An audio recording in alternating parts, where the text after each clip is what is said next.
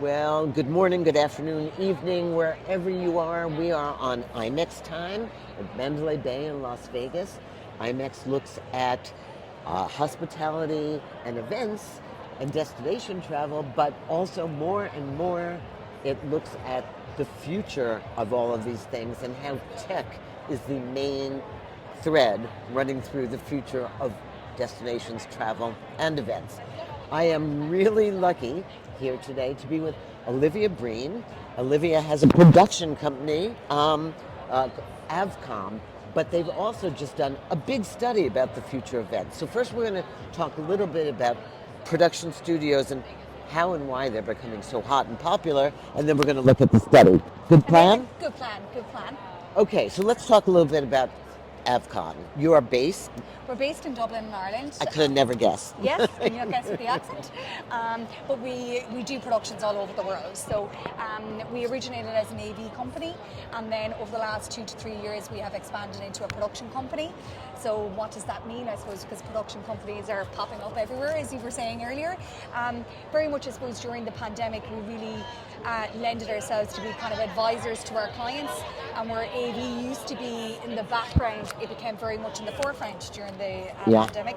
And then the expectations of audiences are really that now they want to experience a TV production quality. So with that comes design, it comes, curating something that, with motion graphics, animation, different ways of pinpoints to be able to, I suppose, engage the client. So you have all of those services? All of those services are in-house. And they have been for a while, but I think we just really now have expanded the company to be able to utilize those. Yeah, and if you look at it, I mean, every major company, it's not just events, every company has turned into a video-first company. Whether you look at L'Oreal and General Motors, or their morning meetings have Hollywood production values, right? This is it. It's so important. I think, people's attention span is not as good as it used to be, so therefore you need to make that first impression.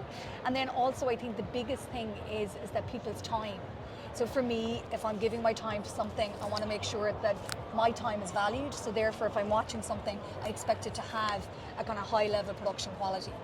You're smiling? No, I am, because speaking of time, one of the things we're hearing coming out of the pandemic, especially from events, is that people are saying, gee, the pandemic changed everything, but events are still the exact same. They haven't changed at all. But your study is finding that, let me get this right. You spoke with attendees. Yeah, so we surveyed attendees. So the different thing about this particular report is it's done from an attendee perspective. So it's pretty much no nonsense, straight talking. It's not trying to sell anything. It's really trying to understand what audiences want to experience. So again, different demographics.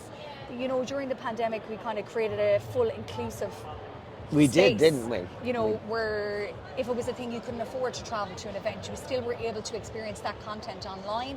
So virtual events and video, bringing it back to video, again, are hugely important, particularly as we now start navigating a new way of how people want to experience events. And it's important that although events are still similar, but that we embrace that audience that we got and curated specifically for during the pandemic, and that we don't want to lose that audience. So we've got to think of different ways of how to engage them, and if it's a thing that they don't necessarily want to travel, so sustainability is another element that was mentioned within the report. Differently abled people, Exactly. It's about having an inclusive environment for your events, and if it's a thing that you can't travel, or if you're a mom and you can't take 5 or 6 days, or a dad, 5 or 6 days off work, or if you're not able to travel or can't afford to, that you've got created that inclusive environment. So it's about ways of ensuring that we hold on to that audience as well, and then enhance the existing audience's experience as well.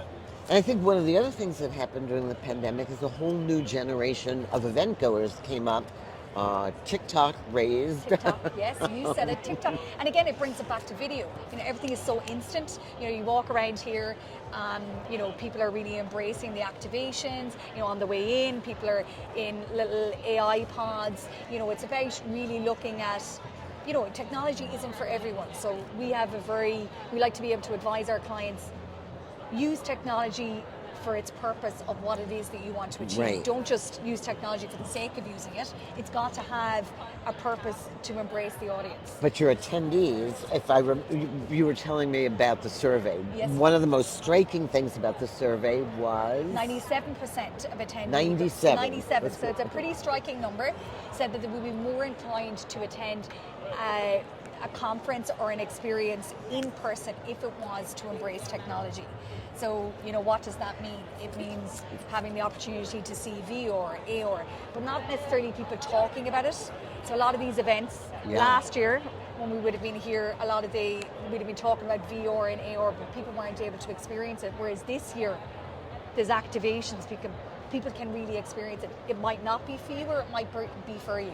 So I put on a VR headset, I work for a production company, and we're like, yeah, this is the latest way to experience events. I feel physically sick when I have it, so it's not for me. Right. But in saying that, then my boss loves it. So, it's about understanding what suits and what doesn't.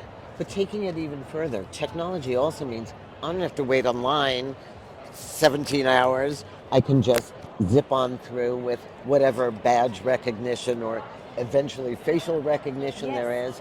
I don't need business cards. I don't see business cards at shows anymore. No, it's right? all QR codes and it's instant. Again, we want time is money, right. And time is so valuable. So I think during the pandemic, we really started to learn how important our time was. So, particularly in the events industry, we're all go, go, go, go, go, and it's all crazy, crazy all the time. Whereas, understanding that pause, we all kind of said when we got back into it, it wasn't going to be as chaotic. We all obviously lied to each other because, it is just as chaotic. But, embracing technology and using kind of key components of technology to be able to make the user experience and the attendee and the participant experience easier. So you can scan a QR code. I can get your name, your number, carrying loads of, business cards from sustainability purposes. What's the point when you can just scan a phone and be able to do it? So what else struck you in this survey? Like, did attendees hate something? Like, No, it was quite interesting. Well, I'm delighted you asked that, not because we were initially an audio-visual company, but one of the big components that came back was the basics. So, people are going, they're spending their time, they're spending money. The simple elements need to be right. Sound, lighting, and visuals. So, make sure that you've got the proper partners with you that are going to be able to deliver the content. So you can have the most amazing keynote speaker. No good if the microphone doesn't work. No good if it's blowing out of all the wrong speakers. So it's really about, one of the biggest frustrations was 58% of people said was bad audio. So for me, I really liked to see that because again, that embraces, it's getting the basics, the very, very basics right, and then layering all the additional pieces of technology on that to create the more immersive experiences. But can't you imagine having the most amazing LED screen, the most amazing VR concept, and then, the best keynote is getting up there and then the microphone doesn't work. Yeah. Or I'm sitting at the front and it's too loud, or at the back. So again, it's about getting those basics right. So, and did you see a difference in ages and all, and what young people? Yes, what young people really wanted to see was more innovation, more inclusivity, allowing to create experiences that, they could really resonate with them. So kind of similar to what we've done at the Innovation Hub here in IMEX. You've got subject matter that is relevant to what's important to that particular attendee. So for us, the advice that we would give is survey your audience, understand your audience, and what worked before the pandemic isn't necessarily what's going to work now. And don't be afraid to embrace technology to be able to adapt to that new audience, but it's very important then not to embrace it too much to lose your existing audience. Or even clever low-tech solutions. We did one where I told the speakers not to sit in their chairs before the show, but to shake hands at the door, and they knew their audience and the audience knew them before we started. So I think some of it is just things that we took for granted that were in our thing for so long that we didn't rethink them. So why does it have to be like that?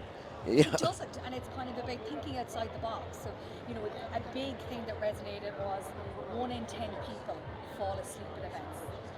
I have sat next to those people.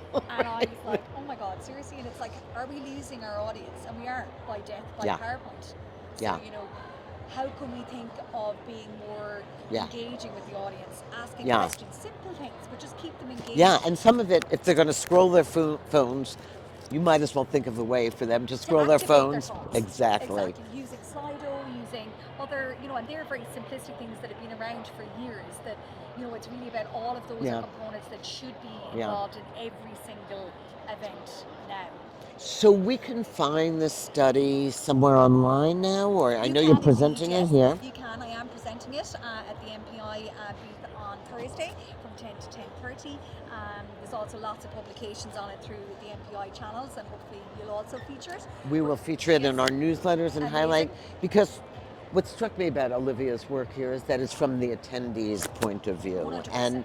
and it's not trying to sell a particular tech or a particular product, but it's to take the mouths of people that attend shows. Yeah, I And mean, we did it really to be able to advise our clients as to what's best practices for their actual Yeah. audiences, so that you can say, yeah, you do need to move to an AI element, or you do need to move to a VR element, or an LED screen, or it might be just something very simplistic. But one of the key things that we say to all of our clients for events is video on demand is the number one simple Yeah. change that you can make that really, I suppose, helps your event to live on, because it's the power of social media, and it's how Oh, yeah. chop it up. Chop it up. There you Chop it go. up, I'm a make big it, chopper. a big chopper, yeah. But I mean, you can do one event, have a conversation. You could chop this Years up worth. into 10. Years Yes. worth. And it's about understanding that value, and kind of it's €2,000-3,000, maybe €1,500, a highlights video, but that lends itself. It's like a lead generation tool for you moving forward. Absolutely. And it gives you an afterlife to this meeting. Exactly. So you will find yourself chopped up. Chopped up.